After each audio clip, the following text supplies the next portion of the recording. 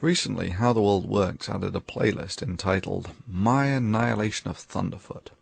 The cute irony being that the last video in the series, that's 1/4 of the entire videos, he had nothing to do with at all.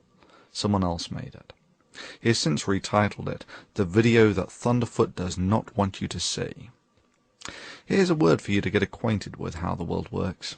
Plagiarism. I have several issues with the video. There is, of course, the amusing irony that How the World Works plagiarized video about the invalidity of what he cites as my ad hominem attacks would be ad hominem attacks by his own definition. You're half a step away from calling him Four Eyes or telling him that your dad can beat up his dad. But more than that, when in the very clip that he shows to compare my video to How the World Works, there is a clock in the corner of my video giving people an idea about the rhetoric density. He then compares this to about 15 seconds cut out of two 10-minute videos in which he finds a comparable number of derogatory terms. Many would see this form of cherry-picking as intentionally misleading, as it cuts out 99% of the video and context from which it's clear why I reach the level of disdain that I have for How the World Works. Allow me to make this clear.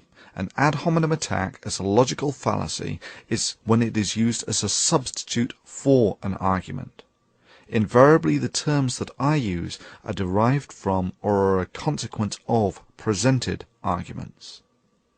And yes, I make no secret of my disdain for someone who engages in actions as antisocial as selling disinformation and conspiracy theories, especially ones which may end up affecting the future of mankind, for cash. The second that North Korea got a missile and was threatening to launch it, we should have bombed the missile site. Period. I think branding this jerk as Captain Stares-a-Lot is both fitting and humorous under the circumstances.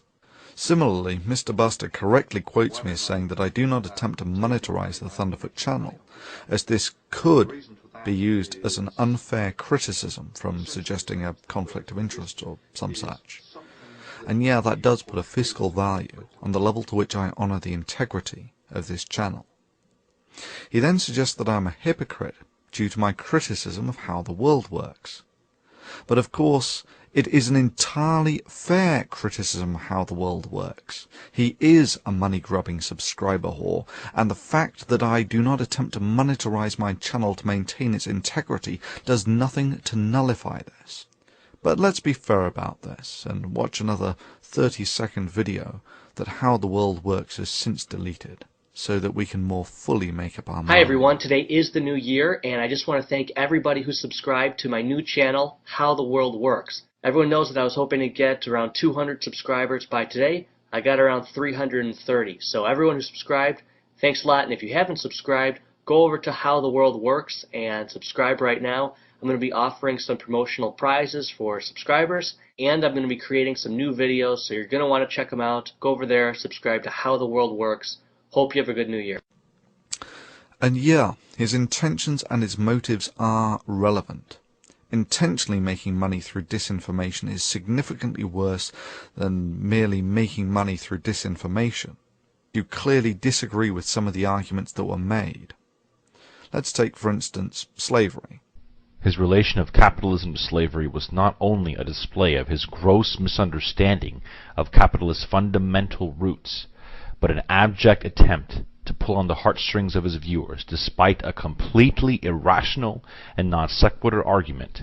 With respect to slavery, I say that no, by historical observation, slavery can function perfectly happy within society if the society permits it, and it has done so for several thousand years.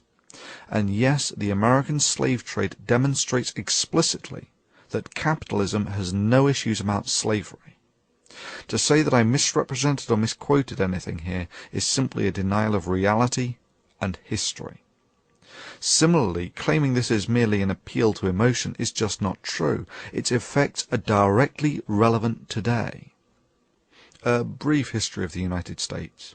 About 250 years ago, the country was founded with a Declaration of Independence, after which, for about 100 years, slavery and the slave trade were acceptable and profitable in the United States. And yes, profitability is the only metric of success in capitalism.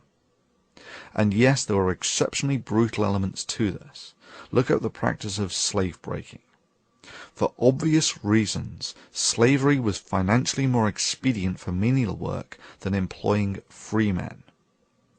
About 150 years ago there was the Civil War, when it was decided that slavery was really not terribly ethical.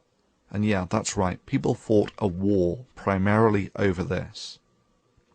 Then 50 years ago there was the Civil Rights Movement, which finally got equal rights for blacks.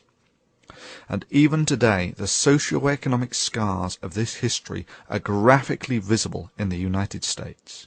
And I speak with the experience of one who has seen more of it than most.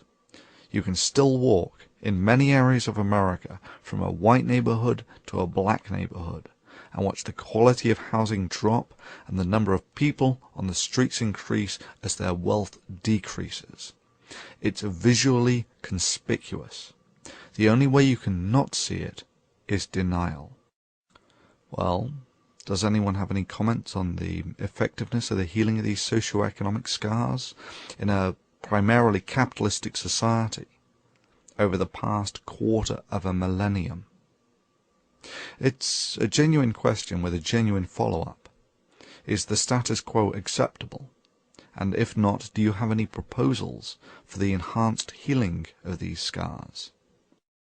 Sure, you can say, well, they have equal rights now, but metaphorically, it's closer to breaking both of someone's legs and then saying, what are you complaining about? You are now allowed to compete on level terms with everyone else in the races. My sentiment is similar to that expressed by Colin Powell about the Iraq War. It's Pottery Barn rules. You break it, you own it. That is to say, you are responsible for it.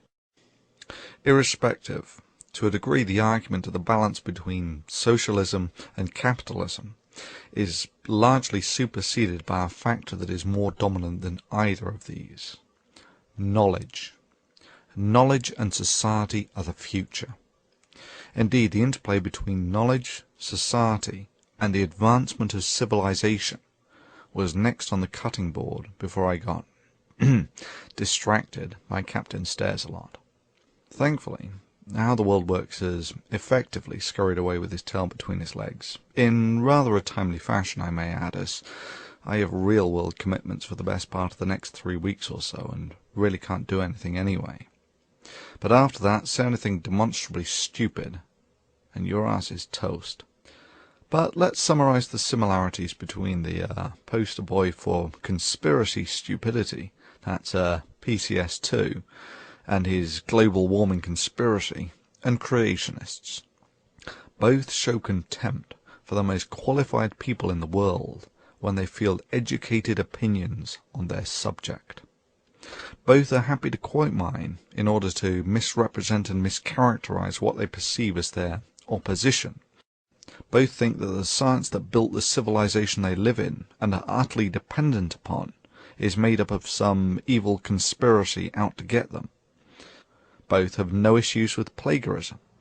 Ad hominem attacks, of course, and here you will notice that the attack on the person is a substitute for the argument. Answer: you work for the United Nations and you're a leftist. And if you want to hear the word from another leftist enviro-Marxist, just listen to James Hansen from NASA. He's back at it again, even though his old boss said he should have been fired. James Hansen claims that the democratic process is not working to fight global warming. Hey James, the reason why the democratic process is not working to fight global warming is because the majority of people are realizing that you and Al Gore are charlatans.